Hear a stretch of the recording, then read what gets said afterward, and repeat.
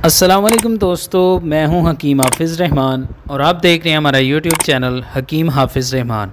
जी हाँ दोस्तों, कैसे हैं आप सब? उम्मीद करता हूं आप सब खैरियत से होंगे। हमारी दुआ है कि अल्लाह हम सब को अपने हिफ्ज़ व अमान में रखे, आमीन। तो दोस्तों, बहुत सारी दुआओं के साथ बढ़ते हैं हमारे आज के टॉपिक की जानिब। तो दोस्तों, हमारा आज का टॉपिक है जी नाक में फिंसियों का आसान इलाज। जी हाँ दोस्तों, आज की वीडियो में हम बात करेंगे कि हमारे नाक के अंदर जो फिंसियाँ या दाने निकल आते हैं तो हम उनको कैसे ठीक कर सकते हैं या उनके क्या नुकसानात हैं। तफसील के साथ आज हम इस वीडियो में बात करेंगे। दोस्तों, सबसे पहली बात तो ये जान लें कि अगर नाक में आपके दाना या कोई फिंसी निकल आती है तो आप इसको इग्नोर मत करें, क्योंकि ये अगर आप इसको इग्नोर करते हैं तो ये बिगड़ कर नासूर की शक्ल इख्तियार कर सकता है। और नासूर एक ऐसी बीमारी है जिसका कोई इलाज नहीं है, कोई हल नहीं है, ये बहुत मुश्किल जान छोड़ती है।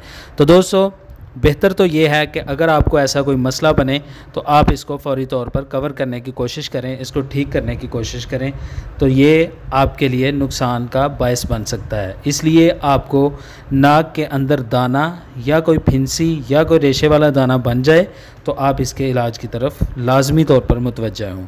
तो दोस्तों, इसी हवाले से हमारा आज का नुस्खा है। इंशाल्लाह उम्मीद करूँगा आप इसको बनाएंगे, इस्तेमाल करेंगे, इसका भरपूर फ़ायदा उठाएँगे। तो इसी बात के साथ बढ़ते हैं हमारे आज के नुस्खा की जानिब। तो दोस्तों, नुस्खा आपकी आसानी के लिए आपकी स्क्रीन पर छोड़ रहा हूँ, इसको नोट फरमाएं। इसमें सबसे पहली जो चीज़ हमें चाहिए होगी वो होगी जी रसौंत। जी ये हम लेंगे 6 ग्राम।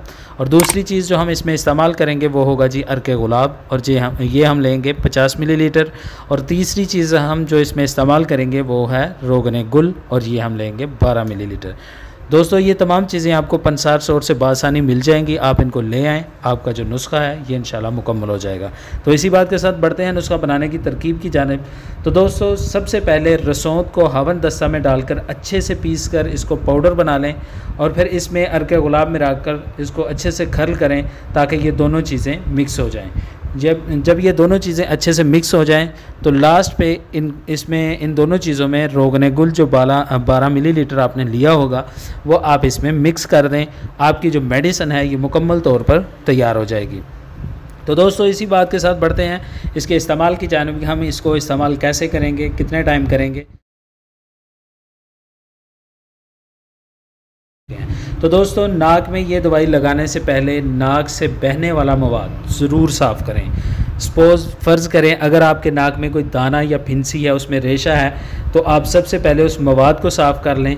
ठीक है जी। साफ़ करने के बाद आप ये मेडिसिन दिन में 2 टाइम इस्तेमाल करेंगे, यानी कि सुबह और शाम 2 से 3 कतरे आप अपने नाक में डाल लिया करेंगे। जिस नाक में आपको दाना या फिंसी वगैरह बन गया है, आप सबसे पहले उसमें जो मवाद है, जो रेशा है, जो गंदगी है, आप उसको साफ़ करेंगे। साफ़ करने के बाद आप ये जो आपने मेडिसिन तैयार की है, आपने इसके 2 से 3 कतरे सुबह शाम उस नाक में डालने हैं। इंशाअल्लाह अल्लाह के हुक्म से जिस तरह का भी दाना होगा ये चंद ही दिनों के इस्तेमाल से बिल्कुल मुकम्मल तौर पर ख़त्म हो जाएगा।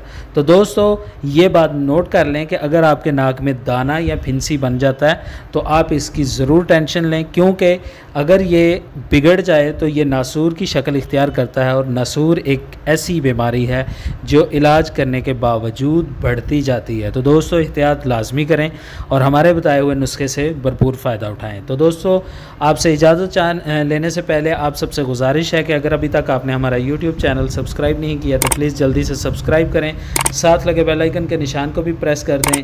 तो इसी बात के साथ हकीम हाफिज़ रहमान को इजाज़त दीजिए। अल्लाह हाफिज़।